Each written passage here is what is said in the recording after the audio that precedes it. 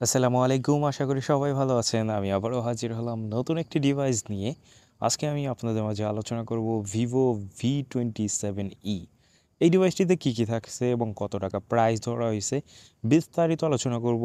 অবশ্যই ভিডিওটি শেষ পর্যন্ত দেখতে হবে। আর আপনি যদি আমার চ্যানেলে একদমই নতুন হয়ে থাকেন, অবশ্যই চ্যানেলটি সাবস্ক্রাইব করে বেল আইকনটি বাজিয়ে দিবেন লেটেস্ট আপডেট সবার আগে পাওয়ার জন্য। তো কথা না বাড়িয়ে চলুন শুরু করা যাক।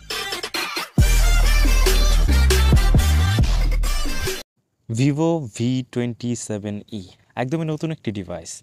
ভিভোর ভি সিরিজের ফোনগুলো হয়ে থাকে মূলত ফ্ল্যাগশিপ ডিভাইস, এবং ফ্ল্যাগশিপ ডিভাইসগুলোর ডিজাইন আউটলুক অসাধারণ হয়ে থাকে, এটা আমরা সবাই জানি। শুরুতে যদি ফোনটির ডিসপ্লে নিয়ে আলোচনা করি, ফোনটিতে ডিসপ্লে হিসেবে পেয়ে যাবেন 6.62 ইঞ্চির বিশাল বড় একটি অ্যামোলেড পাঞ্চুয়াল ডিসপ্লে, যার রেজুলেশন দেওয়া আছে 1080x2400। ফুল এইচডি প্লাসের একটি ডিসপ্লে, যার অ্যাসপেক্ট রেশিও দেওয়া আছে 20:9 এবং পিপিআই দেওয়া আছে 394+। এবং ফোনটির কালার কন্ট্রাস্ট সব কিছুই আমার কাছে ভালোই মনে হচ্ছিল। ফোনটিতে 120 হার্জের ডিসপ্লে রিফ্রেশ রেট দেওয়া আছে, যার ফলে টাচ স্পিড এবং স্মুথনেস অনেক ভালোই পাচ্ছিলাম। আপনারা যখন 120 হার্জের রিফ্রেশ রেট দিয়ে ইউজ করবেন, তখন ডিসপ্লের যে স্পিড এবং স্মুথনেস আসলে ফিল করতে পারবেন। আপনারা চাইলে 60 হার্টজ রিফ্রেশ রেট করেও ব্যবহার করতে পারবেন এই ফোনটি, সেক্ষেত্রে ব্যাটারি ব্যাকআপটা আরও বেটার পাবেন। এরপর যদি ফোনটির র্যাম রুম নিয়ে আলোচনা করি, ফোনটিতে র্যাম হিসেবে পেয়ে যাবেন 8GB র্যাম, এবং 8GBর সাথে আরও 8GB এক্সটেন্ডেড র্যাম ব্যবহার করতে পারবেন আপনারা। এবং স্টোরেজ দেওয়া আছে 256GB। ফোনটিতে প্রসেসর হিসেবে ব্যবহার করা হয়েছে মিডিয়াটেকের হেলিও G99, যার ক্লক স্পিড দেওয়া আছে 2.2 GHz Octa-core প্রসেসর। এবং জি সিরিজের প্রসেসরগুলো গেমিং পারফরমেন্স অনেক বেটার পাওয়া যায়, এটা আমরা সবাই জানি। এরপরে যদি ব্যাটারি নিয়ে আলোচনা করি, এই ফোনটিতে ব্যাটারি হিসেবে পেয়ে যাবেন 4600 mAh-এর বিগ ব্যাটারি।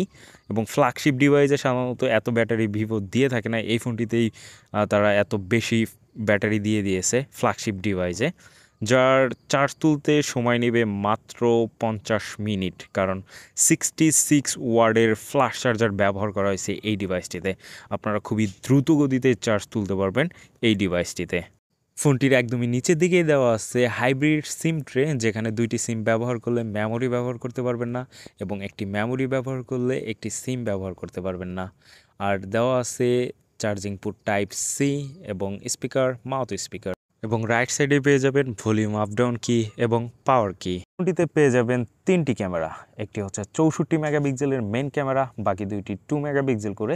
একটি হচ্ছে ডেপথ সেন্সর আর একটি হচ্ছে সুপার ম্যাক্রো হিসেবে ব্যবহার করতে পারবেন।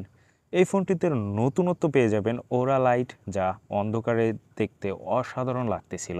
এই ওরা লাইটের ফলে অন্ধকারে আপনারা অনেক সুন্দর সুন্দর ছবি ক্যাপচার করতে পারবেন, এবং এই ফোনটি দিয়ে ভিডিওগ্রাফি করতে পারবেন 4K পর্যন্ত। এবং ইআইএস এবং ওআইএস দুইটি দেওয়া আছে এই ডিভাইসটিতে, যার ফলে অনেক স্ট্যাবল ভিডিও করতে পারবেন এই ডিভাইসটি দিয়ে। এবং ফ্রন্ট ক্যামেরা হিসেবে ব্যবহার করেছে 32 মেগাপিক্সেল, এবং ফোনটিতে এক্সট্রা অনেক ফিচার পেয়ে যাবেন। আপনাদের দেখানোর সুবিধার্থে কিছু ছবি ক্যাপচার করছি, চলুন দেখে নেওয়া যাক। এই ছবিগুলো হচ্ছে পিছনে ক্যামেরা দিয়ে তোলা, এবং এটা হচ্ছে ফ্রন্ট ক্যামেরা দিয়ে তোলা। অসাধারণ কোয়ালিটির ছবি আপনারা এই ডিভাইসটি দিয়ে ক্যাপচার করতে পারবেন ডে লাইট এবং লো লাইটে। আশা করি খুবই ভালো ভালো ছবি আপনারা ক্যাপচার করতে পারবেন এই ডিভাইসটি দিয়ে। এই ফোনটির স্পেসিফিকেশন এবং ডিটেলস মোটামুটি সব কিছুই আপনাদের জানা হয়ে গেছে। এখন প্রশ্ন হচ্ছে এই ডিভাইসটির প্রাইস ধরা হয়েছে কত। এই ফোনটির প্রাইস ধরা হয়েছে 32,999 টাকা। 32,999 টাকায় এই ডিভাইসটির যদি ভালো দিক এবং খারাপ দিক নিয়ে আলোচনা করা হয়, প্রথমে আমি এই ফোনটির ভালো কিছু পয়েন্ট আপনাদের মাঝে তুলে ধরি। প্রথমে আসবে হচ্ছে 66 ওয়াটের চার্জার। এই প্রাইস রেঞ্জে ম্যাক্সিমাম ব্র্যান্ডই দিচ্ছে 33 ওয়াট অথবা 44 ওয়াটের ফ্ল্যাশ চার্জার, সেক্ষেত্রে 66 ওয়াটের চার্জার অবশ্যই বেশি এবং বেটার। এরপরে হচ্ছে স্টোরেজ, 256GB স্টোরেজ। ম্যাক্সিমাম ব্র্যান্ডগুলোই দিয়ে থাকে 128GB, এবং ভিভোরই ম্যাক্সিমাম এই প্রাইস রেঞ্জের যে ডিভাইসগুলো ছিল 128GB দিয়ে থাকতো, সেক্ষেত্রে 256GB অবশ্যই বেটার। এরপরে হচ্ছে এই ফোনটির ডিসপ্লে, এই ডিসপ্লে কোয়ালিটিটা অসাধারণ লাগতেছিল আমার কাছে। আর আপনারা যখন হাতে নিয়ে এক্সপিরিয়েন্স করবেন, 120 হার্জের রিফ্রেশ রেট দেওয়া আছে, তখন ডিসপ্লের পারফরমেন্সটা আসলে বুঝতে পারবেন এবং কতটা প্রিমিয়ামনেস। আর খারাপ দিক যদি আলোচনা করি, সেক্ষেত্রে ফোনটির প্রসেসরটা আমার কাছে একদমই পছন্দ হয় নাই, কারণ মিডিয়াটেকের G90 9 এই প্রসেসরটা 20,000 টাকার নিচে অনেক ডিভাইসে ব্যবহার করতেছে।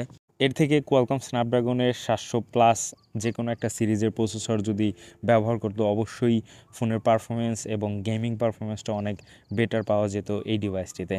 এরপরে যদি বলি ব্যাটারি 4600 মিলিএমএইচের ব্যাটারি।